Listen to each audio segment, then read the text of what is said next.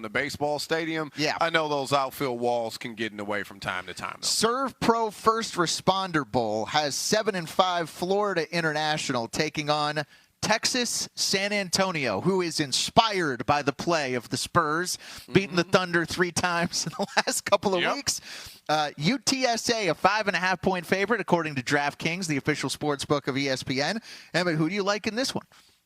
UTSA, I guess. Yeah. Yeah, why not? You go on a run. Right. I'm Aaron Goldhammer. He's Emmett Golden. Sunday night, we've got a big one. It's Bears and Niners. This feels like my childhood. Okay. A big game between these two teams. It is in San Francisco. It is in the stadium where the Super Bowl is going to be played. I didn't think the Bears could go to the Super Bowl until some of the magic from last Saturday night started happening with onside kicks and fourth down touchdowns. And I'm starting to wonder about one of our core disagreements, Emmett. I am a big believer in the team of destiny. And I'm starting to wonder whether the Chicago Bears could be a team of destiny. Yeah, I'm not sure. I think, look, they're a good football team. I don't want to discredit them in any way. When's the last time they played in the playoffs? Long time ago. Exactly. So Caleb Williams hasn't gotten to the playoffs in the NFL and felt what it feels like. Like, who's more prepared for a playoff matchup, Matt Stafford or Caleb Williams? Not close. Yeah, exactly. And that is the only reason why I'm hesitant to say the Bears. That's not to say that I don't think Caleb could be one of those guys who's just very comfortable on a playoff stage.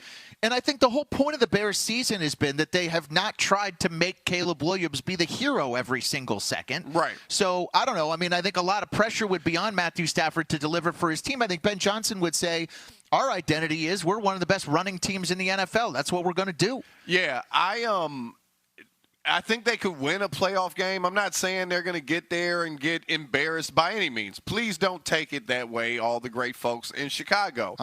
Winning a Super Bowl, I think, is a tall task to put in front of this team. If they do it, great. I will be surprised, but I'll be happy for them. I just don't think this year is the year they win a Super Bowl. They could next year or maybe 2 years in the future. I feel like they got to get that experience as a group, in the playoffs, maybe even having to go on the road at some point possibly and win. I think they got to experience all that. Emmett, the Packers tie makes this all kind of wonky. Yeah. 9-5-1 for Green Bay. They play at home against Baltimore tomorrow. Then they go to Minnesota for their final game of the season. Brosmer or whoever's going to be playing quarterback. Vikings defense played really well yesterday. Oh, my God. Brian Flores is auditioning for a head coaching job. I don't know, maybe even where we are in Cleveland. Meanwhile, for the Bears, they've got the 49ers this week, and then they've got Detroit, which a lot of people thought that was going to be a potential matchup for the division. And now, as it turns out, it's a meaningless game ultimately for the Lions. And I'm wondering, are they going to play their guys? Are they going to rest people? How does Dan Campbell? Come on, it's Dan Campbell. They're not resting anybody. Pedal to the metal. Get out of here. Yeah, Dan, you can't talk about biting kneecaps and do all that and then go, oh, well, we got nothing to play for, guys. I'm just going to rest everybody. You cannot do that if you're Dan Campbell. Best Packers can do is 11-5-1. The Bears already have 11 wins. Yeah. So if they win one of the next 2 games, they're good. And get to 12, they're going to win the division. And then, I'm thinking they could be as high as like the 2 seed in the NFC, which would give them, I don't know, maybe, multiple home games in the playoffs. But you look at who the 6th seed is right now. That is that Bears-Rams matchup where, I don't know, would the Rams be favored against Chicago if they went in there for a playoff game wild card weekend? They might be. I mean, maybe. You also have the Packers in the 7th seed. First overall seed gets a bye, if I'm not mistaken. So you're looking at possibly Bears-Packers as well. And how huge of a, rivalry is that? I mean, that has been a one-sided rivalry for a long time. The Bears have been itching to get back at a team that, as Aaron Rodgers has said, owned them Yes. over the course of the last, I don't know, couple of decades. I feel like Favre never lost to the Bears. I feel like Rodgers felt like he never lost to the Bears either. I'm Aaron Goldhammer. He's Emmett Golden on Sportsmanlike. Okay, meanwhile for San Francisco, Emmett, they're 11-4. They still control their own destiny for the number 1 seed in the NFC. If they can win this game, they would then play Seattle in what would amount to an NFC West championship game likely in Week 18.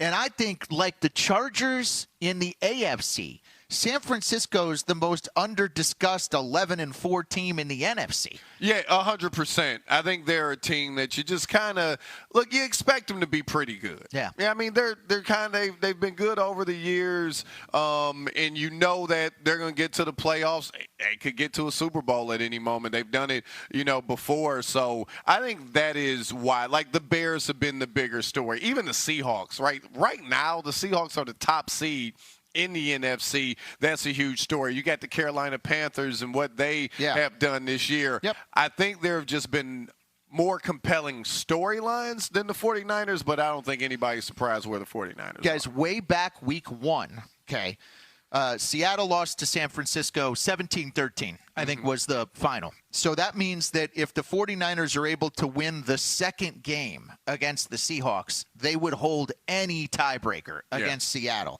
Seattle also has to go to Carolina. Emmett, that is, just ask the Rams, that is no easy game to go and play as the Panthers are still in the playoffs trying to get in out of one of those teams in the NFC South between them and Tampa. But I would expect that in San Francisco, boy, Darnold on the road. Yes, the Seahawks are in control of this NFC right now. I have a funny feeling, E, that San Francisco might end up being the 1 seed in the NFC. And I'd be looking at some of these bets, to win the NFC. Rams are the favorites. And I like San Francisco, the way some of this might end up falling. The other thing you have to think about with them, Emmett, their quarterback is playing better than he's played all year. Brock Purdy. Sorry. I'd like to apologize to Purdy's family. Oh, man, yeah. It's Brock Purdy. Has 9 touchdowns. They ain't going to the Super Bowl now, dog. Yeah. Is that called them? I just did it to him? Yeah, you just jinxed them right there. Yeah, look, the thing about really the entire NFL, but we're talking about the NFC right now, there's no dominant team that's just better than everybody else. The Rams aren't that team? They're the team I think that gets talked about the most. Sure, but, I could see them – we just saw the Seahawks beat them.